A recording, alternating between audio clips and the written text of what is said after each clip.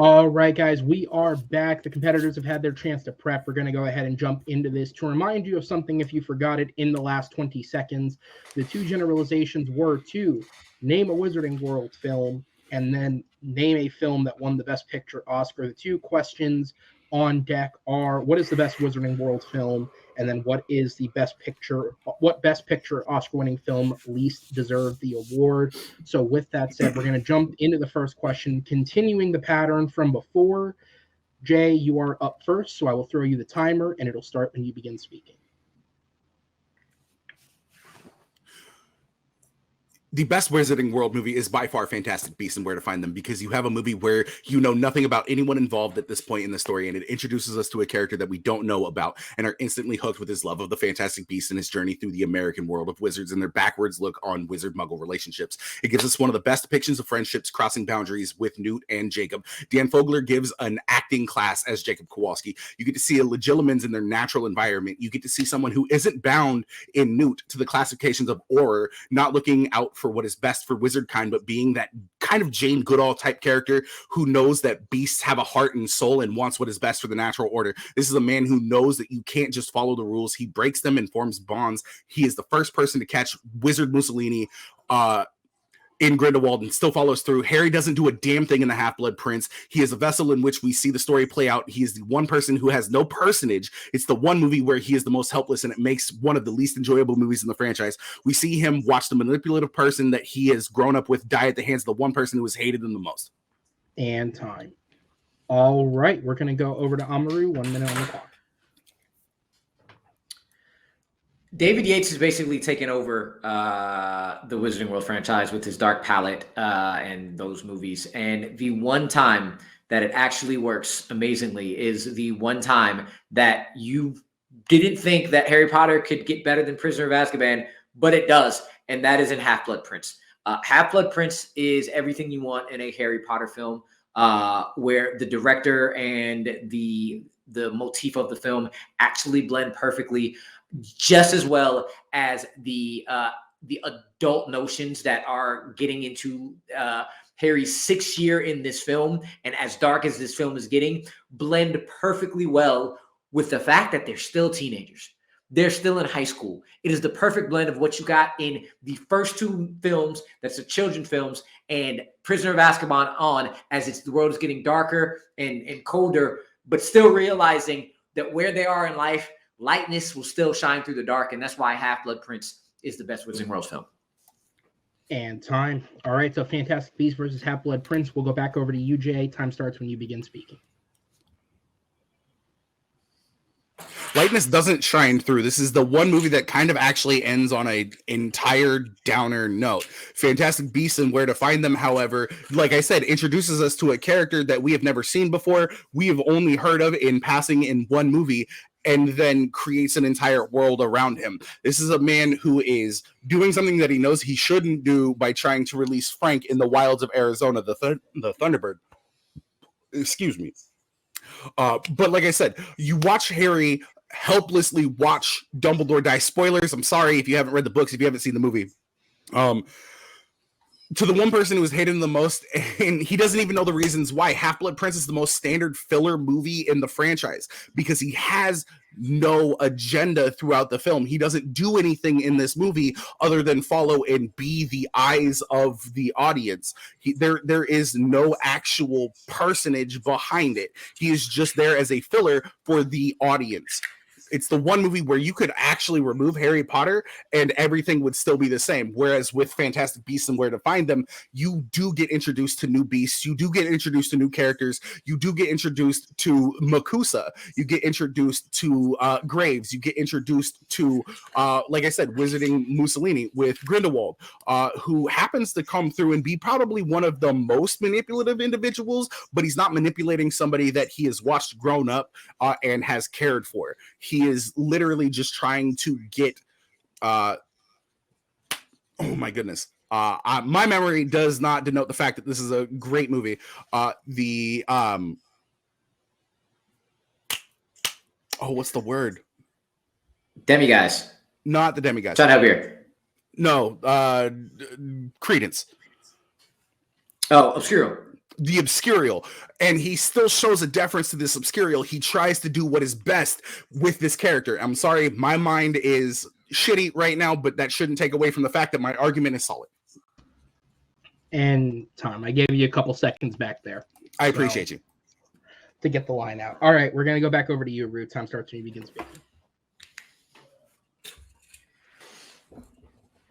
I'm going to really harp on the fact that the Half-Blood Prince is the best mixture of everything you love about Harry Potter through the phrase darkness still allows light to shine through, line shining through the darkness, because one, this is the part of the movie where in the franchise where Dumbledore is the biggest threat, as seen with the destruction of the bridge at the beginning of the movie, but they still have to go back to high school while Harry has to become an adult. That's why he's actually going with Dumbledore to learn these new things, going to these dangerous places, which, by the way, allows Dumbledore to actually be utilized in the film to the fullest, showing Michael Gambon was really great to take over as Dumbledore, because you know how hard and how straightforward that Michael Gambon needed to be, but still had to have a little humor, especially in that scene where Ron is in the deathbed and Lavender runs off and he's like, something along the lines of love will sting. It's that humor amongst that harshness that really shines through, because the coming of age story with the love triangle with Lavender and Ron and Hermione, with Ramil Devane giving the potion, the Slug Club allows you to remember, thank you, Chad, he put in the chat, allows you to remember that they are still kids. They still have kid-like thoughts about who's going to make the Quidditch team, who's going to a slug, who's going to the ball, who's doing this, who's kissing that, while still dealing with the death and destruction that's all around them. The fact that you get some of the saddest scenes ever, but also it is the most well-acted one we've ever gotten. Rupert is comedic gold. Emma Watson carries the coming of age. Daniel is actually a lead, but even more so, Ivana Lynch is beautiful as Luna. Tom Felton and Alan Rickman put on the best scene in the entire franchise in the tower scene. It is so amazing what this movie can do. And time. All right, we're going to go into the 4-minute open discussion. The timer will start when the first competitor speaks. But this is the thing. You mentioned everybody else and barely mentioned Daniel Radcliffe. What I'm saying is that makes like the crux of my argument. You could remove Daniel Radcliffe from this entire movie and everything would still be the same. I think the best portion of your movie is in a deleted scene because Harry says, "Don't worry," Harry says, "Don't worry, I'll be with Dumbledore." Dumbledore in a deleted scene says, "Don't worry, I'm with you, Harry." It's one of those things that makes a connection, and it would have been better in the movie. Your movie is made better by scenes that they took out of it. Your movie is not that great. Fantastic Beasts and Where to Find Them is a movie that has to be dropped directly in the middle or at the end of a franchise and still continues to carry that forward. Also, fuck J.K. Rowling. By the way, I just want that to be known. Fuck you. Not you, Rue, but J.K. Rowling. Daniel Radcliffe is actually his best in this and becomes the center point of the film. The best part of the Wizarding World is not only Harry, but the cast around him. And every single scene is allowed to be what it is because Harry is at the center of it. He doesn't have to be the center, but he is at the center. Who is there when Hermione needs to cry? Whose shoulder is there? Harry. Who's there to make the great line, but I am the chosen one, when trying to argue between him and them? Harry is. Who is there to bring Dumbledore back? Who's there to hide? Who's there to have the great scene at the beginning with the girl? Who's there to make everybody around them shine brighter? It's Harry. So again, the fact that every single person in this cast is absolutely killing it, with Harry still being the crux of the story and the cast filling it all out, is absolutely brilliant. Being able to still have that humor with that light in the darkness. You said there is no light. The end of the film is Ron and Hermione saying they're still going to be with him after the worst thing in the world. That tower scene, again, is so brilliantly acted. It is the best scene of the entire franchise because Alan Rickman and Michael Gambon are doing the best work. Tom Felton is doing the best work. We've never been able to see so many people do so many things well while Daniel Radcliffe still does what he does. Fantastic Beasts is the epitome of mediocre, and you talk about a lead not carrying the role. One great character, and only one great character in this film is Jacob Kowalski, and he should be the lead. Everything about this movie is Fantastic Beasts. Everything about this movie is Fantastic Beasts, and it is standard, and it is nothing. Eddie Jay, Redmayne, you can keep going. Eddie Redmayne as Newt Scamander does something that we haven't seen. Actually produce a great argument for being an adult wizard in a world where he isn't constrained to the world of Hogwarts. Don't give me that shit. This movie breaks boundaries. This movie has individuals that would never be seen as people in charge. And I'm talking like Narlac, and I'm talking the leader of Makusa. We have so many things that are going on here. We have a political intrigue that's going on, and like there's that subplot with the demiguise. There's a whole lot going on there. It's actually entertaining, but it's a thriller movie set in the world of the wizarding world. Your movie is called Harry Potter and the Half-Blood Prince. Your movie could literally be called Whoever and everybody else around them. The thing about your movie is, like I said, you could literally take Harry Potter out of it and everything else would be the exact same. Your movie's best parts were left on the editing room floor. Tom Felton doesn't give his best performance. Tom Felton actually gives his best performance in Deathly Hallows Part 2. Daniel Radcliffe gives his best performance in Deathly Hallows Part 2. But Dan Fogler, Eddie Redmayne, Catherine Waterston, and Alan Sudol give by far their best performances. Is they give them all. It's an acting class in what you want a movie to be set in the wizarding world. And time. All right, you guys each have 1 minute left on the clock. Rue, I'm going to go back over to you first. Timer starts. Or no, it's Jay. My bad. Wait, I was Jay, like, it should be me. Speaking.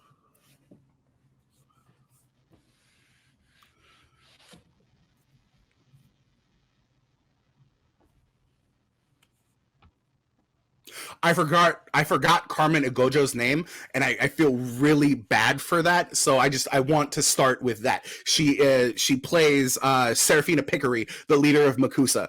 You have Johnny Depp playing Gellert Grindelwald. You have Colin Farrell as Percival Graves. You have two individuals playing two distinctly separate characters that happen to be the exact same. Everybody in this movie is putting forth their best foot. Yeah, you mentioned Dan Fogler. Dan Fogler, amazing in this movie. Don't get me wrong. The movie focuses on him a lot, and there's nothing wrong with that. But the thing about it is he's a main character. Everybody else from your movie and what your argument has stated so far is that your movie is made by the supporting cast. My movie is made by the cast in its entirety, including Eddie Redmayne and Dan Fogler. And it's just got such a great story. And it's one of those things that you hadn't seen before. And it's by far the best movie in the Wizarding World franchise. All right, and that is time. All right, back over to you, Rue. Last minute in the round. It's the sixth movie in the franchise. We know everybody already. We already have Harry being the center of everything, and he's the center of the story. That's why it is allowed for this movie to give everybody else a lot more shine, with Harry as the through line to focus on, to show that everybody in this cast is absolutely amazing. I'm going to spend the rest of the time show you why Fantastic Beasts is the mediocre of mediocre. The beasts are what's supposed to be the center point.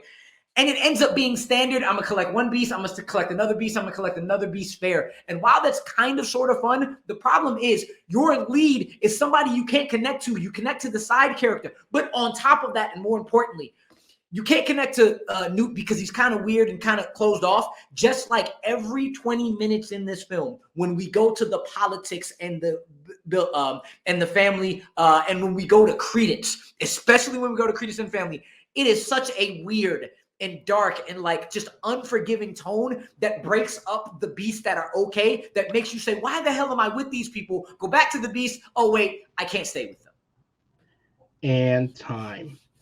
All right, guys, that is it for the round. I'm going to go ahead and bring the judges in and put you guys in the back as we will go to Malcolm first. I'm not even going to bother fact checking these guys. It's Wizarding World. Why bother? Malcolm, I go up to you. Who gets your vote, and what was the main selling? This was absolutely tough. But yeah, I mean, considering they had no idea what the question was going to be, they did really good at arguing for the ones they said. But my point is going to go to Jay on this one, because I think he did a really good job of taking down Half-Blood Prince and the one point that stood is the fact that you take Harry Potter out of it, then nothing much will change, and that's kind of the point that kind of stuck with me for that one. All right, which means Noah, we'll go down to you. Who gets your vote, and what was the main selling point? Malcolm said it. Like this is probably one of the tightest rounds of the entire match. This was incredibly difficult. I didn't have an answer until maybe 30 seconds ago. But just reflecting back on the match itself, sorry, that was my ring falling.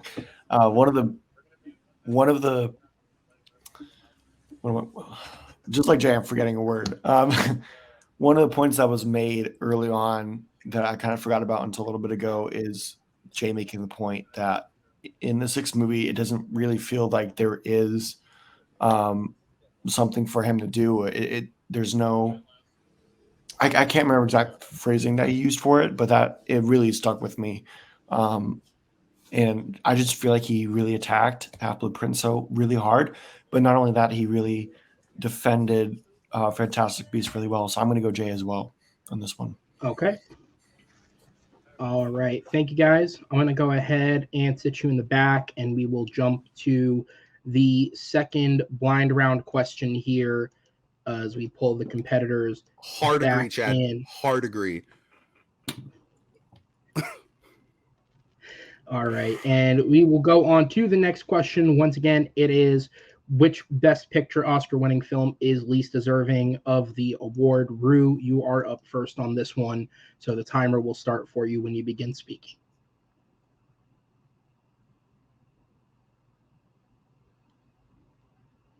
There are two reasons why Unforgiven is the least deserving Best Picture award winner there. One is that Unforgiven is probably one of the most overrated Westerns ever.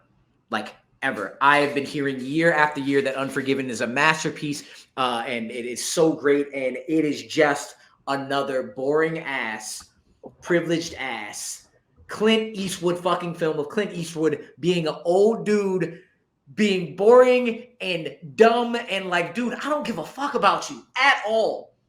So that's one. But secondly, I got 4 words for you. A Few Good Men. How the fuck does Unforgiven beat A Few Good Men? I don't know.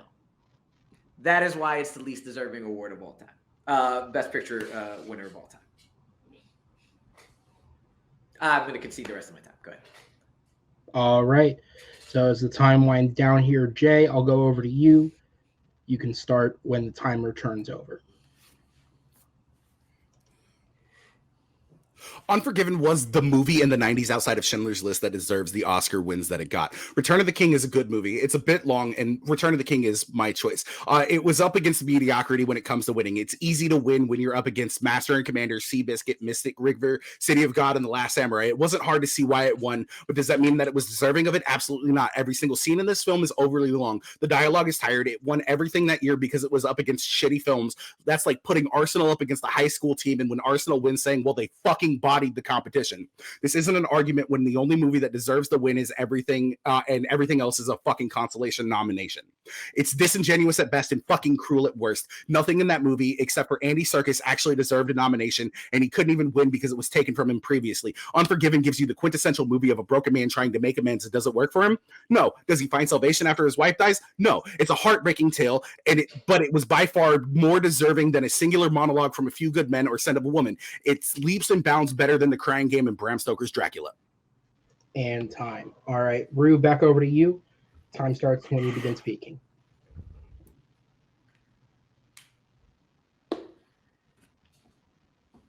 The epicness that is A Few Good Men, how thrilling it is, how well acted it is, how much it deserved everything in that year is just a big reason why Unforgiven is the least deserving. But more so, the movie in general, again, is a movie that drags at such a slow pace, focusing on Clint Eastwood character, who you don't give a flying fuck about because he leaves his kids to do some revenge story and takes his sweet damn time trying to get through it. He has no personality, no character whatsoever. The guys around him who this movie should be about, Morgan Freeman's character, the kid who happens to be deaf and blind, Richard Harris as the villain, Gene Hackman as the villain, they don't get the screen time because they focus on Clint Eastwood's broke down ass in this film.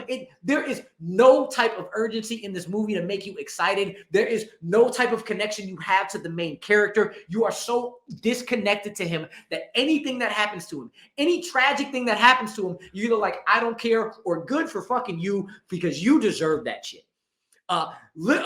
Gene Hackman's character deserved to win in this.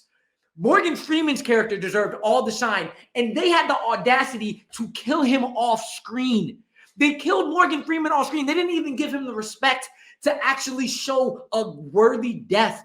They brought Richard Harris in, had him in for 5 minutes. He was the most charismatic guy that actually brought you what you want in a Western. Life, thrills, gunfights, and got him in a cell for the majority of the movie and then got rid of him the rest of it.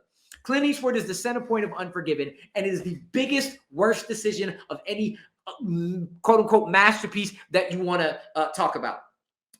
The Return of the King is the greatest movie achievement of all time, becoming the best of three of the best movies of all time. Action, drama, character, everything. It's the culmination of movie brilliance and why it's the most deserving.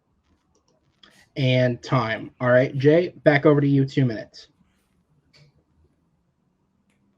William Money is a broken man, and that's 100% fine. You can have a movie where the main character doesn't win. The MPAA doesn't get to make those rules. Guess what? Not all the time. Life is going to be fair.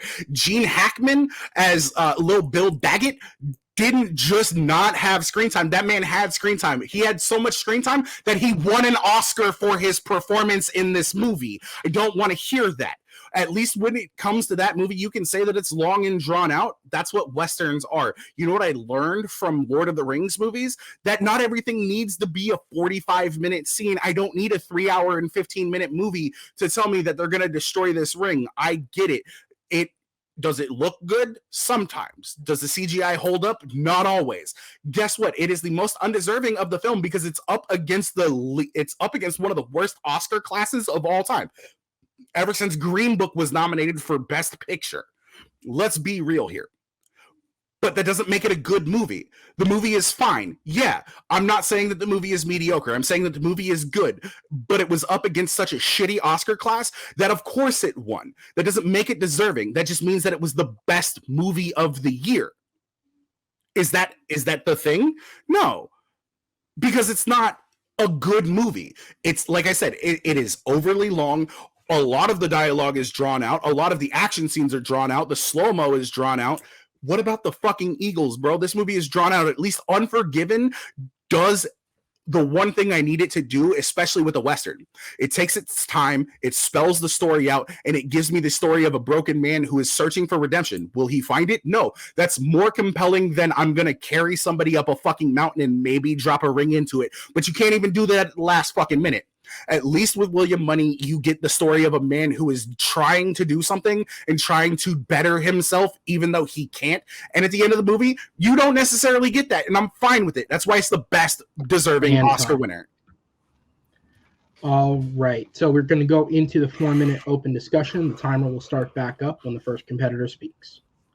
You want slow, you want sad, you want Clint Eastwood doing what he actually does well. That's Mystic River, which was nominated the same year as Lord of the Rings: Return of the King. You want Sofia Coppola having a masterclass of character. That's lost. That's lost in translation. Again, Lost in translation is boring. Is boring and slow of that. But on top of that, you're talking about Lord of the Rings: The Return of the King, that has the best action sequences of all time. One of the most badass sequences when Aragorn goes and gets the army of the dead and brings them along. You thought that after the two towers, worst CGI in the movie. You could, outside of that and the Muma kill. I'm sorry, the CGI that shows the massness of the ghost, the fact that you feel like they're there next to him when they're talking to him, the actual CGI that you see with Gollum and Smeagol that is probably should have been nominated because Andy Serkis but it wasn't. Showed what he did and shows why it's more deserving. Giving him backstory to make you care more about those characters. Everything you love about Lord of the Rings. All the action, the drama is there, and it is perfect. You need that. But they couldn't nominate him for it. Epic, you need the epic runtime to tell all the epic story you have there. You don't. You could cut 35, 40 minutes out of that movie, and it would be fine. Because 35, 40 minutes of that movie is slow motion. And you could cut 35 and 45 minutes out of Unforgiven, and it would be the exact same. Absolutely, it would be the exact same movie. Gene Hackman has the second longest running time because he is the villain. But we always have to go back to Clint Eastwood. But no, you just said he was inconsequential in the movie. You don't have to. That's why it's least deserving. He's inconsequential, but we keep going back. He's not inconsequential. That we don't care about. We don't care about it at all because he leaves his kids. He leaves his partner behind. Gene Hackman is not inconsequential in the movie. That's the reason why they even come after him in the first place. Is because he fucking maims a goddamn prostitute, bro. No, you can't. Gene Hackman doesn't maim Gene Hackman doesn't maim a prostitute. Somebody else maims a prostitute, and Gene Hackman actually punishes the guy who maims the prostitute. We should have more time and less time with clean it. Less time than clean it. It's Gene Hackman. I watched the movie fucking 3 days ago. And that's fine. That's fine. No, somebody else did it beforehand, and then Gene Hackman made him made that guy punish that guy. But anyway, keep going because you have the time. I've talked a lot. Go ahead. No, that's fine. But what I'm saying is, and I will continue to beat this nail over the head, 35, 40 minutes of my movie could be taken out. You take anything out of your movie, whether or not you want to talk about like removing Richard Harris, you want to talk about removing Morgan Freeman, all of those characters within that movie actually create the character and the atmosphere for it. You can sit here and say that it's long and drawn out, and if you want that, you can go to Mystic River. Guess what? Mystic River is not good. Henceforth, the reason why it's one of those consolation nominations when Return of the King came out. I'm sorry, you mentioned. I'm pretty sure Tim Robbins won for that. So okay, that's fine. There are very many movies out there that have won Oscars that aren't deserving of anything else, but that's completely fine.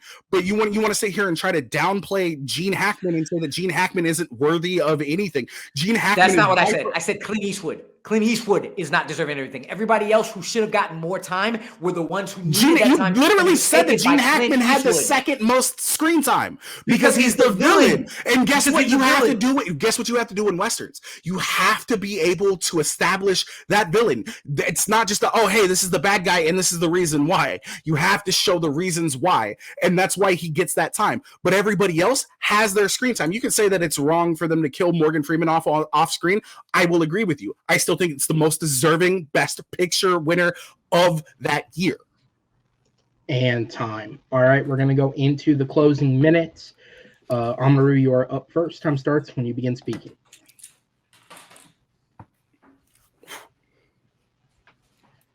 You cannot get rid of Smeagol's backstory. You cannot get rid of Pippin doing the Pippin things and then becoming the helping the steward and helping Denethor. You cannot get rid of the absolute most epic action scene to ever be created on screen. You cannot get rid of Sam absolutely being the boss of all bosses who should have been the one carrying the ring. more than one time bringing it home for Frodo. You cannot kill anything out of that movie. What I said about Unforgiven is that Clint Eastwood takes up all of the time that Gene Hackman should have got more of. And since he's the villain, he's the second one. That Morgan Freeman should have got more of. That Richard Harris should have got more of. That the kid should have got more of. Those four should have been the focus of the movie. And everything they had, they were immediately taken away. Morgan Freeman killed off screen. The kid taken away an hour later in the movie. Richard Harris given only 10, 15 minutes of screen time. Gene Hackman has the second longest screen time because he's the villain, but all of it should have been given to Clint Eastwood, who is an asshole, who you don't care about. You're trying to spend characters. You give time to a character you don't give a shit about. All right, and then Jay, you are up. Time starts when you begin speaking. What I'm trying to say to you right now is it doesn't matter whether or not Gene Hackman has the second amount of screen time. It doesn't matter whether William Money is an unlikable protagonist. Guess what? He is the protagonist. And sometimes that's how it works. You don't always like the main characters in your movie. I'm not saying take away Smeagol's introduction. I'm not saying take away that between him and Deagle at the beginning of the movie. I'm not saying take anything away from Sam. I'm saying take out all of the bullet time, take out all of the slow motion, and you have yourself a more sleek movie. You can sit here and say that it works, and it only works because that's what you've seen. You haven't seen a cut down, slimmer version of it.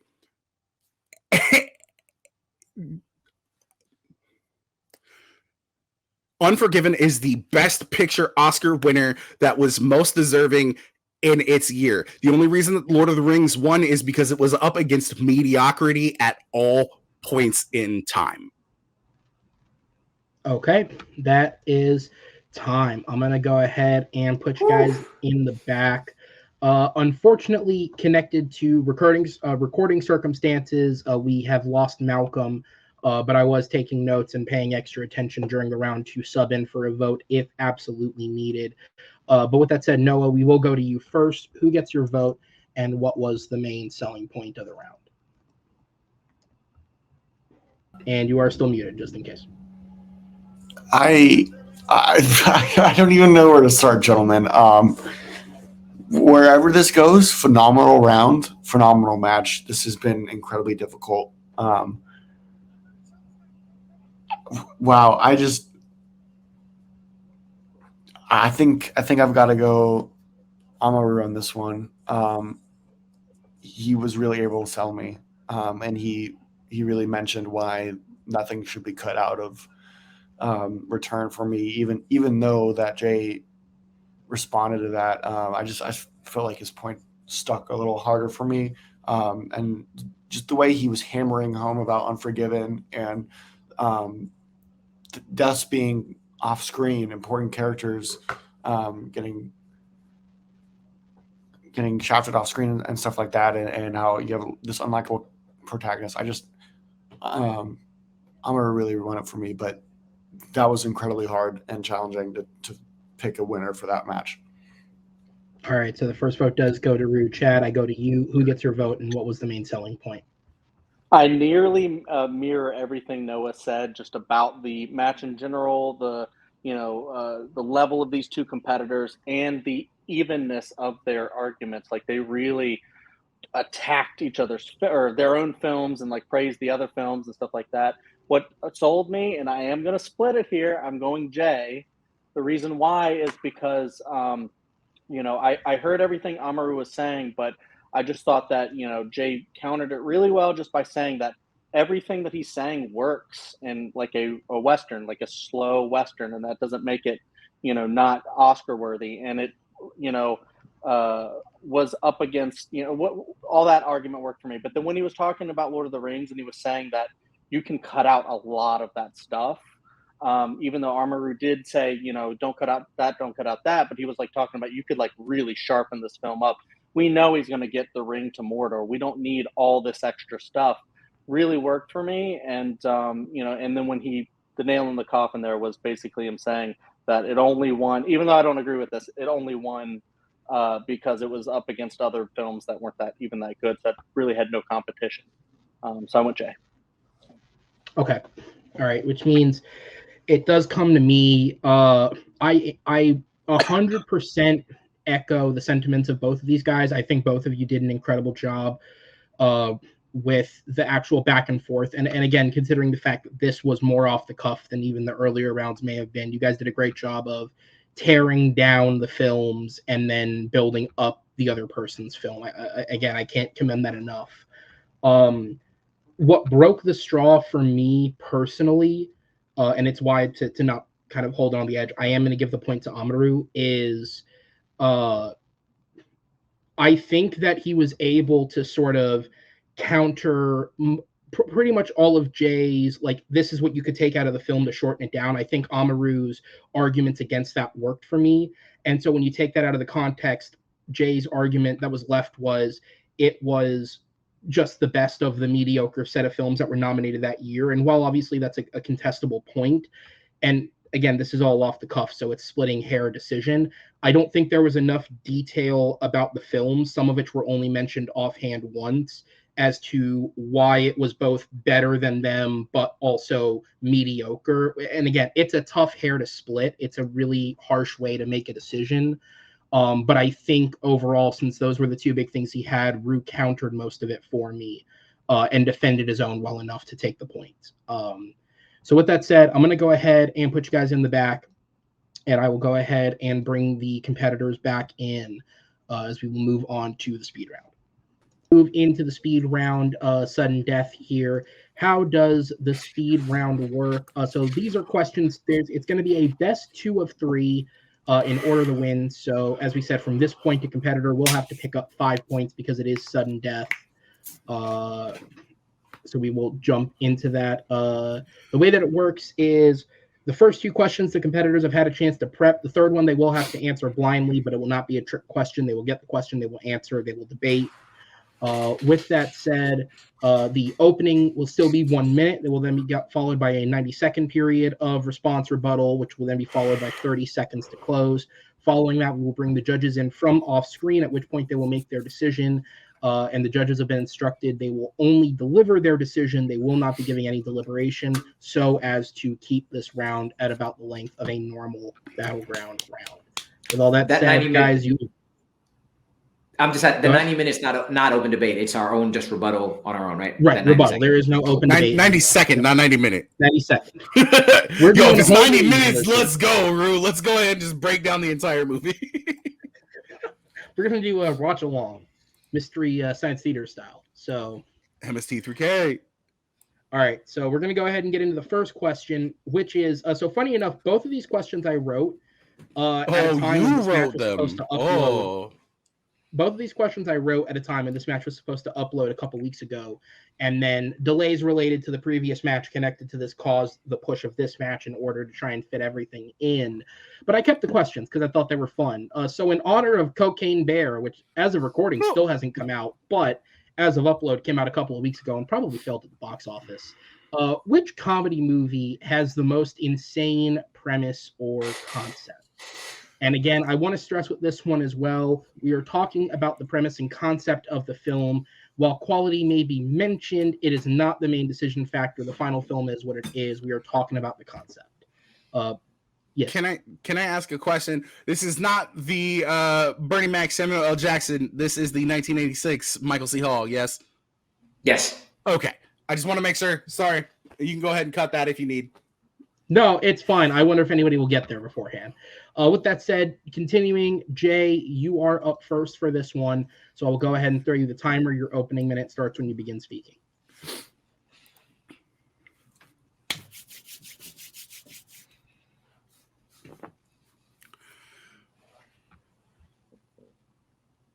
You're a group of friends, right? Your best friend has decided to break up with his cunt of an ex-girlfriend or his cunt of a girlfriend. And you decide to do the one thing that you can do. Get him drunk, get him high, and take him out to the fucking woods of Spokane to do what? The one thing that everybody loves to do in this group. Live action role play. They are LARPing. And I know that's really weird. It's a Dungeons and Dragons-esque movie, but Knights of Badassdom is one of those movies that sits here and creates the premise of what if a sorcerer or a wizard's spell actually is able to summon a demon? And they go through it. We're talking like this movie, honestly, for as shitty as it is, kind of has a stacked cast. We've got Ryan Quanten, everybody knows Sookie Stackhouse's brother, Steve Zahn, Peter Dinklage, Summer Glau, and Danny Pudi. This movie is bonkers. It's so much fun. And what happens? They literally summon a demon, they summon a succubus from hell, and they have to send it back at the end of the movie. That's what makes this the fucking comedy movie with the weirdest premise. Sorry, I had two on my screen. No, you're good. My internet had a blip there. That's on me. Okay. I don't know how that'll come out in the recording, but that's on me, guys, for anyone at home if that looks off. Rue, over to you, 1 minute.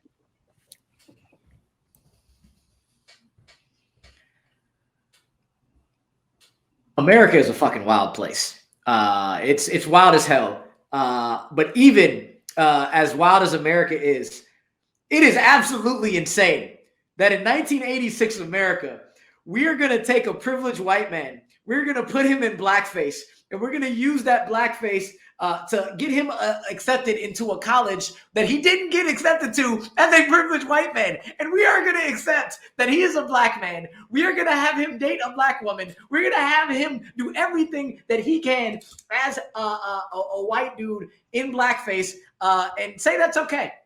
Say that's all right. The most absolutely insane premise in the 1980 Lord of our whatever you want to say 1986 is Soul Man. You really put blackface front and center in 1986 America. What are you doing? Why would you do that? The man also had sex in the movie, so somehow he had to blackface his dick. Come on, fam.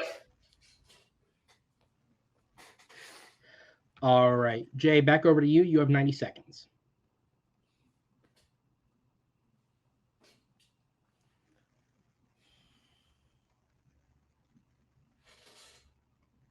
Make sure you're on mute. There you go. Cool.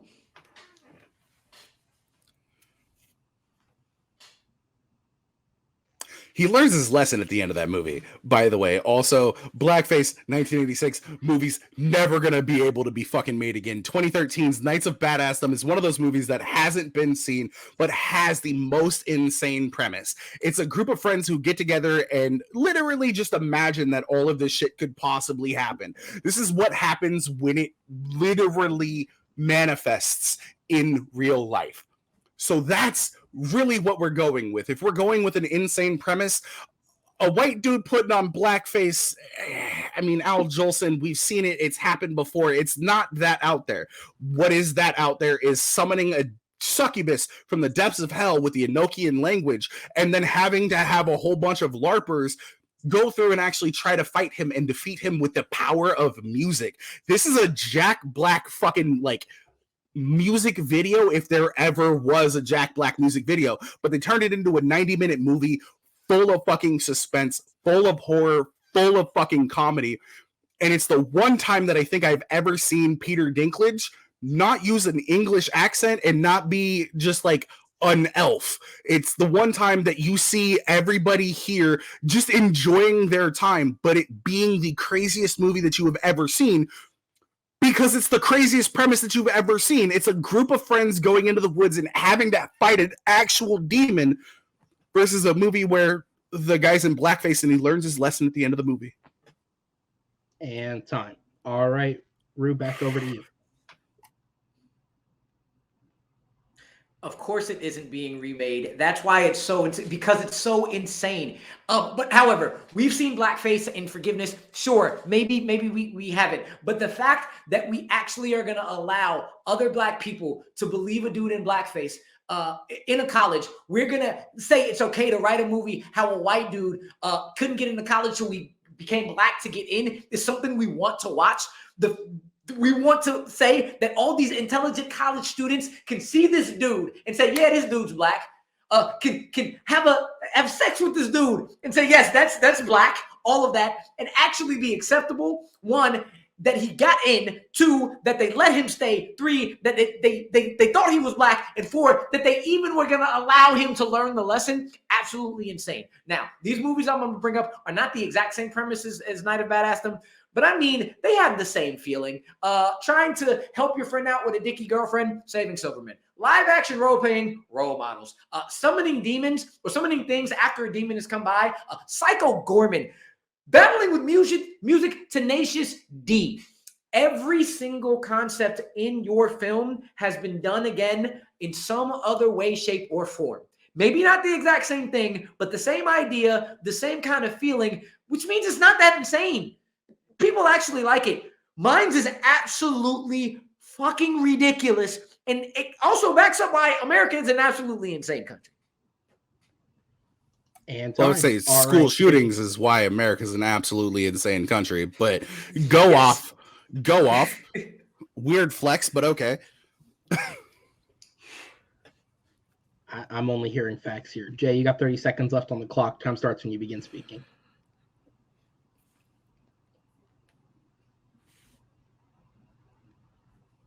Your movie isn't insane. The simple fact of the matter is, like, blackface has been done before, blackface has been done after, and I think the best of that is actually Tropic Thunder, and they did it well in that movie. I'm not saying that it's great, but they did it well in that movie. You can sit here and say that Tenacious D did this, Tenacious D did that, but guess what? Knights of Badassdom did something that nobody has ever seen before. Put them in an actual real-world scenario.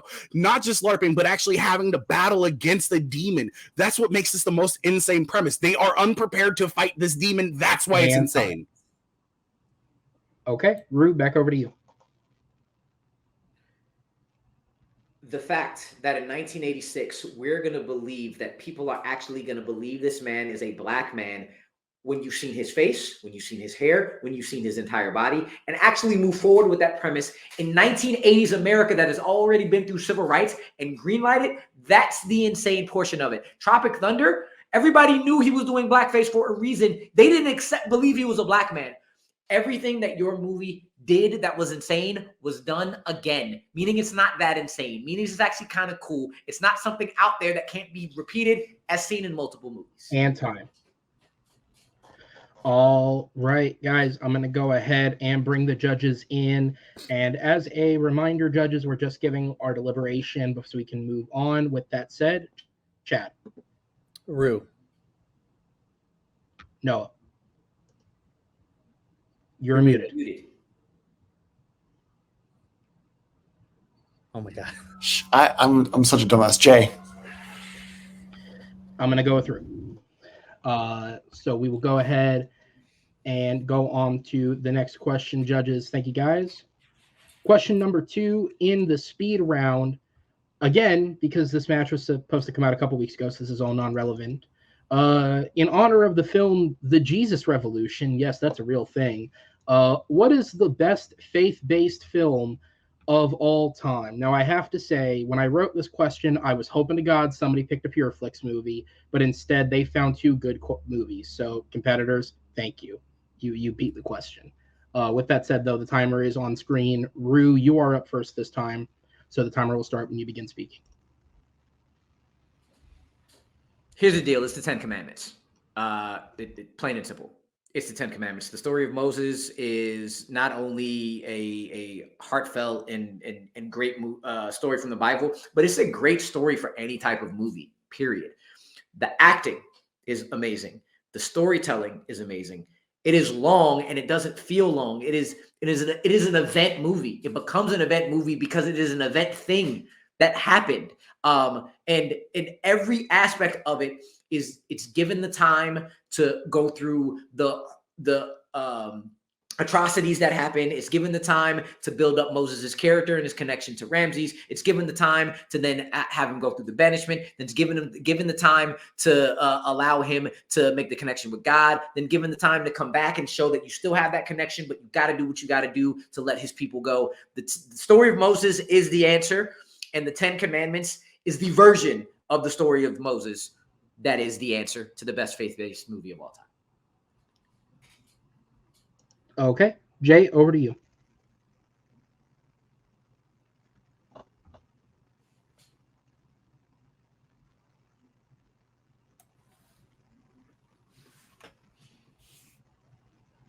We both chose very similar stories. I chose one that is 2 hours shorter and concisely creates the story that the Ten Commandments is based on.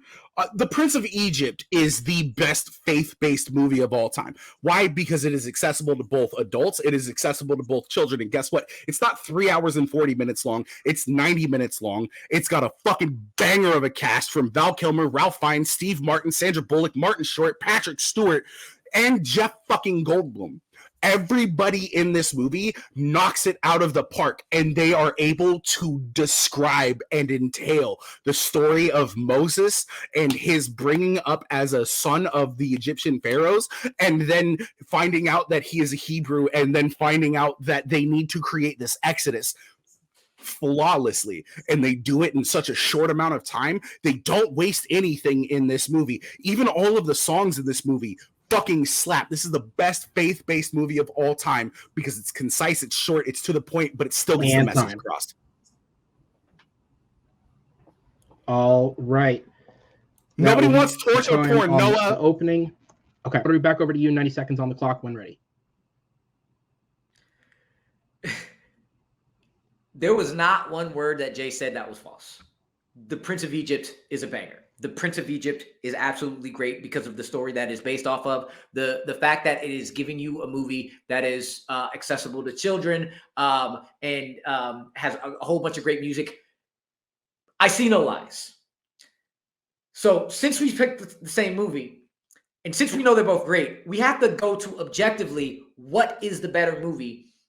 And the Ten Commandments is the better movie because the Prince of Egypt is the movie that you show to kids first, just so they don't have to see all the atrocities, just so they don't have, because they don't have the attention span, just so they really give you the message, but have to like give it to you in a nice little package. And then as they get older, when they get to teenage years or higher teenage years, then you say, you remember the Prince of Egypt? Now let's watch the Ten Commandments that takes the story that you really connected to and actually gives you everything. And still has an amazing cast. And still has an amazing set design and production for 1956. Has pacing that 3 hours and 40 minutes does not feel like 3 hours and 40 minutes. They take your DreamWorks animated film and they make it an epic. Like this is the epic of epics. Epics take time. Epics take time and don't feel long. That is exactly what the Ten Commandments did. It does everything the Prince of Egypt does and then expands it to makes it so much better and tells so much more truths that need to be told at the same level. And time. All right. Jay, over to you. 90 seconds.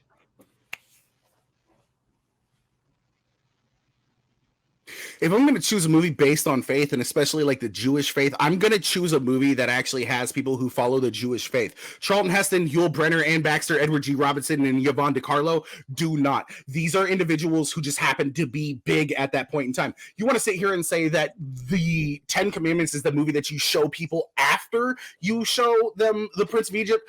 That's fine, but guess what? They're going to lose their interest and they're going to stop paying attention. What my movie does is shorten and condense your movie and make it enjoyable for people of all ages. The songs in this movie slap. The animation in this movie slaps. The fucking threat that the Egyptians show to the Hebrews in this movie slaps. It does everything that your movie does in 3 hours and 40 minutes in 90 minutes. I don't need a movie that is almost 2.5 times the length of my movie to get the exact same message across. You don't need a longer movie. An epic doesn't need to be 3 hours and 40 minutes long. My movie is an epic movie because it does the exact same thing that yours does in a shorter amount of time, but it still gets the message across. And the fact that you have people like Val Kilmer doing a dual role as both the burning bush and as Moses. You have Ralph Fiennes as Ramses II. You have everybody in this movie putting forth their best for a movie that they didn't know would be that great. It is by far the best depiction of a faith-based film. And you said, the atrocities. There are atrocities in this movie, and kids are able to understand that with my movie. And time. All right. We are on to the final 30 seconds. Rue, back over to you.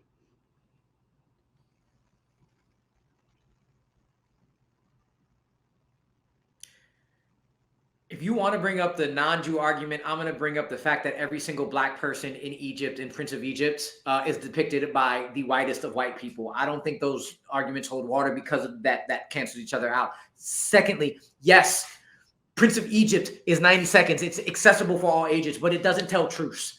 It doesn't actually explain the truth. It doesn't actually give the time that the story of Moses actually needs to tell. It skips over a lot of things while making it a great package. It is not something that is truthful where when you get a little older, the 10 Commandments really hammers down. All right. And then Jay, back over to you. There are more people of color involved in the Prince of Egypt than there are in the 10 Commandments. I don't think that's the argument that you want to make. The simple fact about it is that Jeff Goldblum, devout Jew. Val Kilmer did convert to Judaism. Ralph Fiennes, not so much. Eamon Goth, whatever. But what I'm saying to you is that there are people who actually follow the faith who decided that they wanted to work on this movie. Your movie was literally just, let's throw the best white people into an almost 4-hour movie that they possibly could and say, hey, guess what? Jews, not so bad. Even though that's not what was going on in Hollywood at that time. And time. Okay, then. That's time. We're going to go ahead and bring the judges in. Judges, again, answers only at this point. Who gets your vote and what was the main selling point? Or not what is the main selling point? Who gets your vote? No. Noah, you're up. Rue. And Jay. Chad. Jay. That last minute of that round aside, Jay. So, yeah, because that last minute was weird. I'll acknowledge that, but I would give my vote to Jay. So we are going to go into the final question here. I'm going to go ahead and put the judges in the back as we move on to the final question here. We've spent a lot of this match shitting on various people, be it through the question, be it through comments made, again, whatever the hell that last minute was. So let's end the match on a positive note.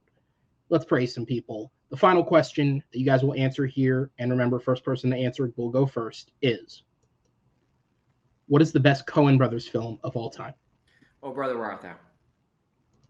Okay.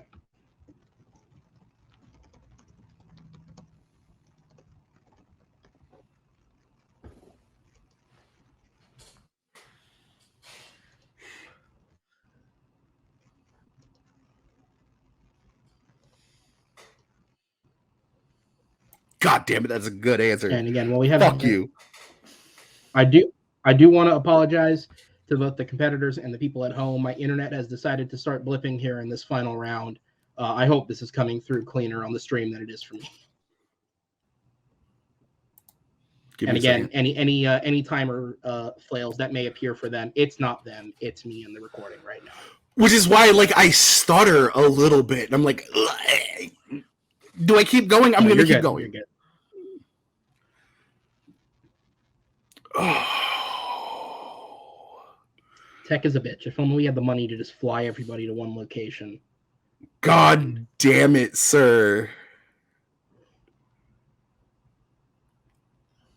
Oh. The Big Lebowski. Okay. All right. So, Oh Brother, Where Art Thou? Fuck that. Oh Brother, Where Art Thou versus The Big Lebowski. With that said, again, guys, best of luck to both of you. You have gotten this far for a reason. Wu-Tang. Wu-Tang. I think we're at like Wu-Tangs. I was like, I think we're at like 25 by this point. Well, some of them were off camera, so I'm keeping count. Don't worry. With that said, Rue, you are up first. First minute starts when you begin speaking. The thing about the Coen brothers is that they are amazing writers, they're amazing directors, but they are very particular. They are weird as fuck in a lot of their movies. A lot of their movies that some people really, really like, others like myself are slow and I don't care about them and I don't understand the hype for them, kind of like Fargo. But when it comes to Oh Brother, Where Art Thou? Oh Brother, Where Art Thou is all the weirdness you love of Coen Brothers movies, all the amazing writing, even harder, taking something as hard as the Odyssey and adapting it and making it such still an amazing story that it's unique on its own, but it is the most accessible Coen Brothers film that they've done. And that doesn't mean it's watered down. That doesn't mean it's just generic. That means they made an amazing movie that absolutely everybody loves with their sensibility. George Clooney is a great lead. Tim Blake Nelson and John Turturro are absolutely amazing. Every single side character, it steals the show. That can't be stolen because everybody else is great. The music is bangers. The comedy is amazing. The story is paced brilliantly. Oh Brother, Where Art Thou kills on every single level. Time. All right, Jay, over to you. Opening minute.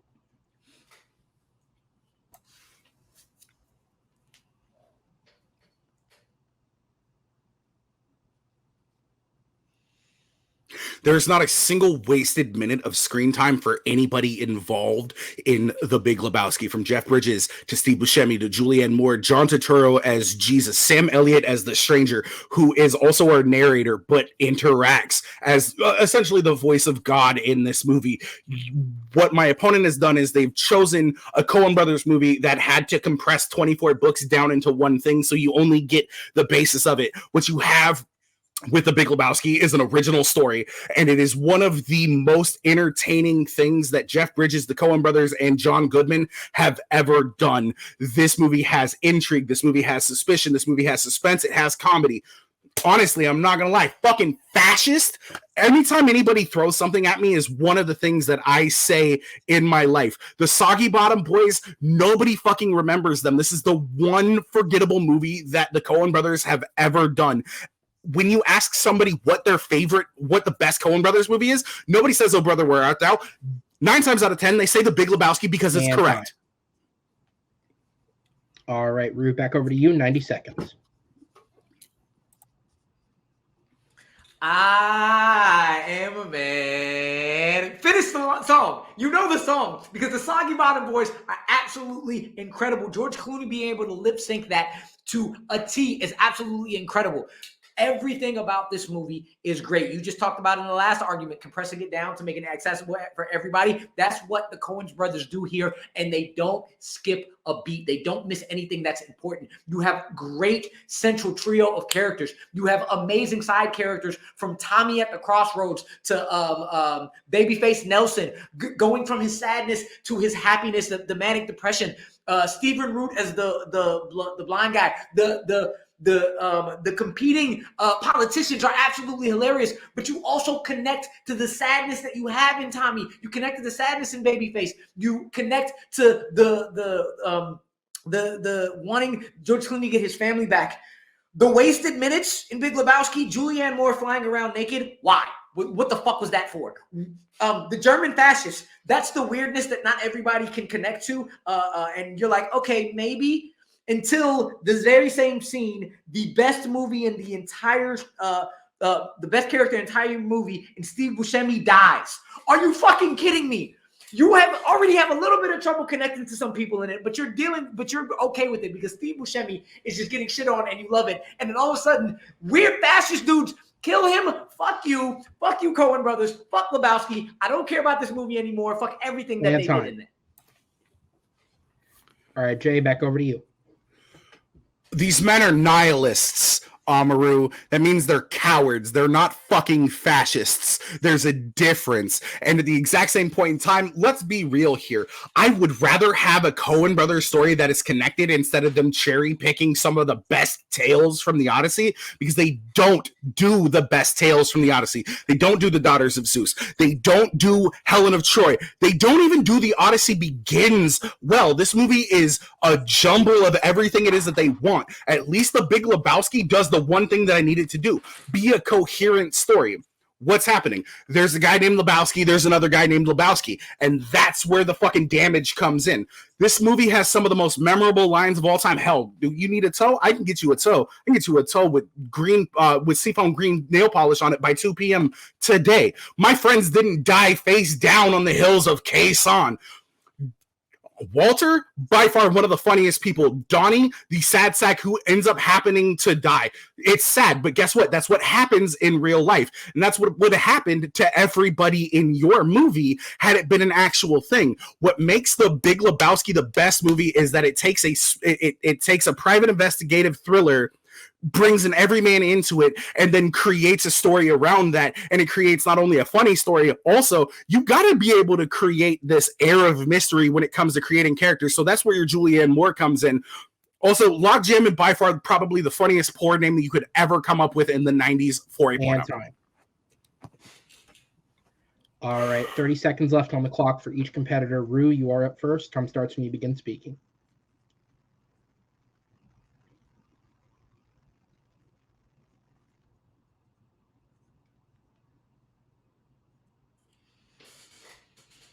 They cut scenes from the Odyssey to make Oh Brother Where Art Thou its own unique, hilarious, heartfelt banger of a film instead of a bloated carbon copy. It allows Oh Brother Where Art Thou to be its own movie while still being adaptation, while hitting everybody who watches it with everything. The Big Lebowski is the epitome of what some people, including myself, see is kind of wrong with the Coen brothers, where you're getting some good writing, you're getting some good characters, but the weird shit takes you out. And the biggest thing that brings you in that is like, you know what, Donnie, lovely, you kill him. And then you're like, you know what, I thought I didn't care about this movie. This officially takes the cake. I really don't. And then Jay, final 30 seconds when ready. See, the thing about it is when Donnie dies, that means that you're actually connected to a character. You're also connected to Walter, and you're also connected to the dude. Guess what you're not connected to? The Soggy Bottom Boys at all. Cool. George Clooney can go ahead and lip sync something. That doesn't mean that he's being great in this movie. John Turturro is not great in that movie. John Turturro has a 30-second fucking clip in my movie, and it's better than everything that he has ever done in Oh Brother, Where Art Thou? The Big Lebowski is by far the best Coen Brothers movie of all time because it's original and it does what it needs to do and gets the message across, and it's funny. And time. All right, guys. That is the close on a fucking incredible match, but the time has come.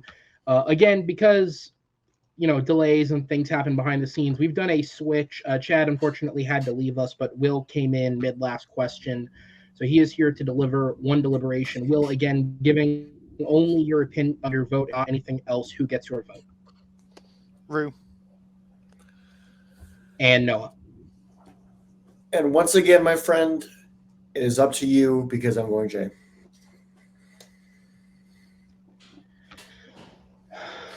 Okay. I'm only breaking my rule because it's the final vote, and I feel like I do need to justify why I picked the answer I picked. And it's because I felt that this person did a better job of directly defending the exact hits that the person put against their movie. And for that reason, your winner by a final score of 5-4 and defending the title is Amaru Robert Moses. Man. And again, it is not a decision that I make lightly. We're not, for the sake of time, because of literal recording time, we are not going to take a break. We're just going to go ahead and jump. Judges, I do this off screen normally, but judges, if you have to dip out for time concerns, I appreciate you being here. Will, I appreciate you jumping in to help us complete this.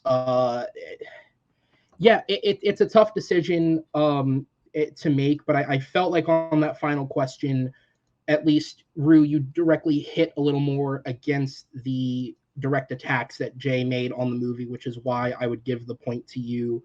At the end of the day, though, that was, I'm going to say it as somebody who played in a title match. I think that is the best title match we've recorded so far. I think it is the closest that you guys have come. I have to count, but it may be the most times that we've gone to a split decision over the course of the entire match. It is the first time we've gone all the way. to the final question. So how are you feeling at the end of it? Not as exhausted as I thought I would be. I was going through as the match was going along. I was kind of like, if I win, I win. If I lose, I lose. But as it was going along, I was like, I'd really like to defend this. I want to defend this. And Jay is so good at throwing people off. My gosh, it is so hard to go back at him. I'm very happy to have won it. I'm very sad that Jay battled his ass off and didn't get the win. The one note I would say is that Wizarding World question, when there was about a minute left in the open debate round, I was like, fuck, I am not going at Fantastic Beast. He is going to take this son of a bitch. Damn it. That's how he throws you off. And that's how good he is at this. And it's just, I know it's going to be tough for him. But we're boys. He's amazing at this. I'm very happy. I'm very sad at the same time.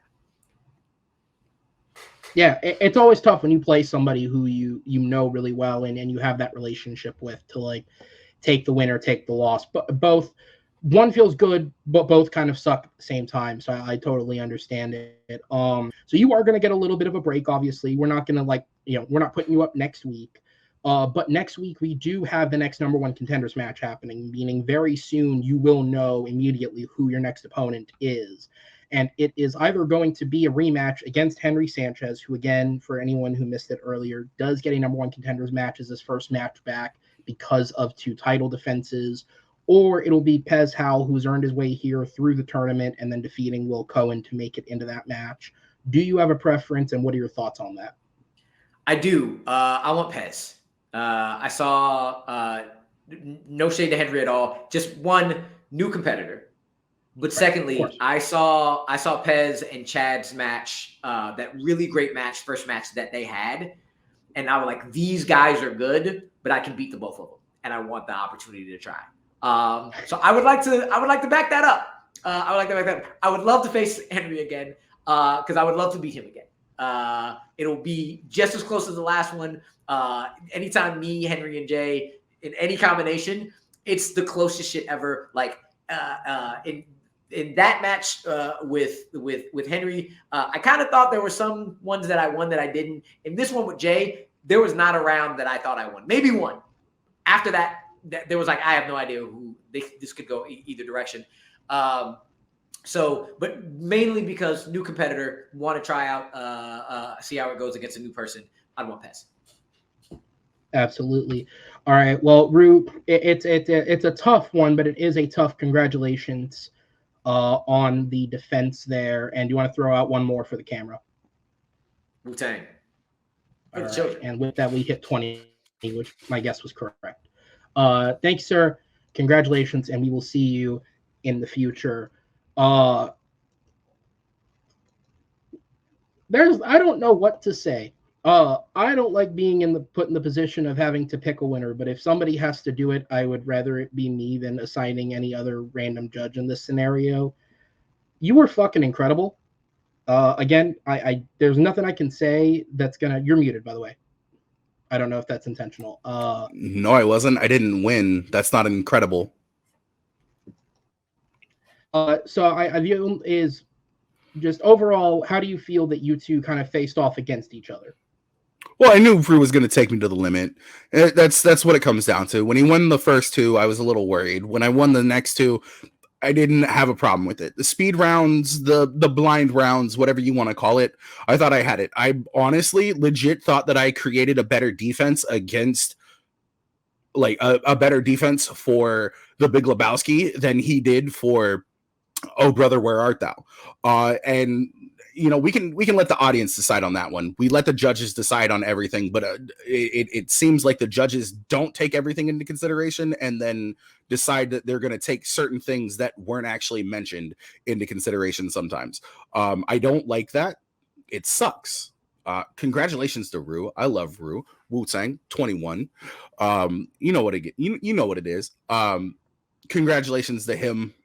It sucks that I'm gonna have to start back at the fucking bottom of the rung because apparently I'm the only motherfucker here who can argue his ass off, get to the pinnacle, and then one person's opinion about what was said or what wasn't said decides the fact that I don't have a belt right now.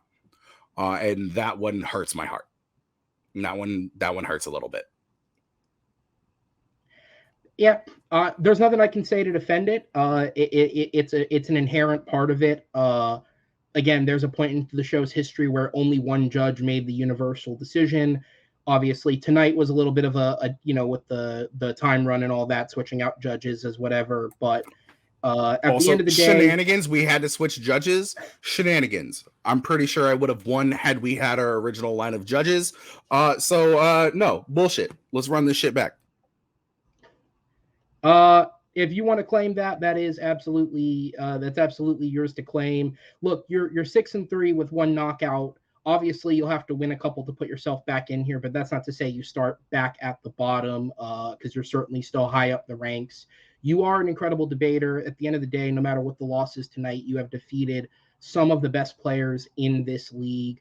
And any loss that you've had, I believe every single loss you've had has had to go to some kind of sudden death scenario. I'm not 100% certain on that, but I can say tonight 100%, and I know when we played 100% it did. So you are one of the best that we have here.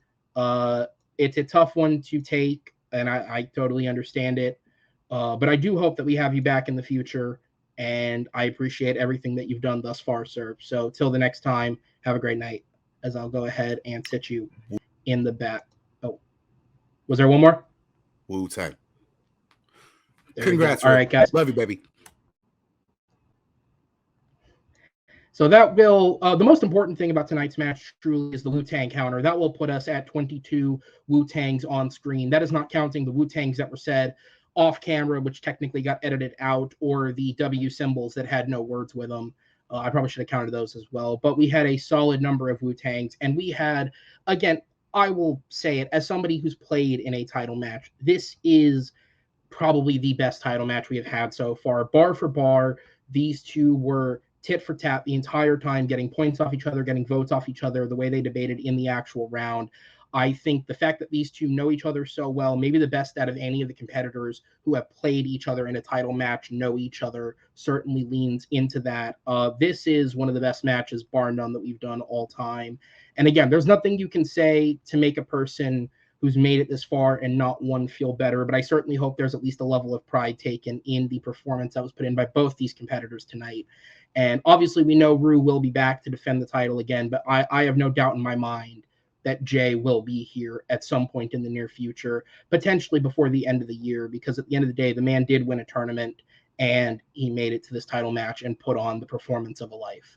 With all that said, though, I want to thank everyone who was involved tonight. Again, I don't love the fact that we had to make judge switches, but production issues call for what they call for, and these matches run a little longer, and we got started late, and things just happened the way that they happened. So I want to say thank you to every single judge who's here tonight. I want to say thank you to Malcolm. I want to say thank you to Chad, Noah, and Will for stepping in at the end there. I also want to say thank you to the multiple other people I messaged looking for somebody to step in. I'm sorry that I bothered you on this fine evening. I hope you're all having a great night. Again, congratulations to Amaru and a brilliant performance from Jay. I hope he takes that at least with some pleasure. Not much, but I hope some, because he was excellent tonight. And thank you to all of you for watching. As I said, next week we have another big match to follow this up between Henry Sanchez and Austin Howell to see who will take on Amaru Moses. So tune back in for that. And with all that said, there's not much more I can say than thank you for being here. Thank you for supporting us in the movie Battleground as we got through our first title match this year. And on behalf of everyone involved with the show, my name is Aaron Knoll, and we will see you next time. Take care, everybody.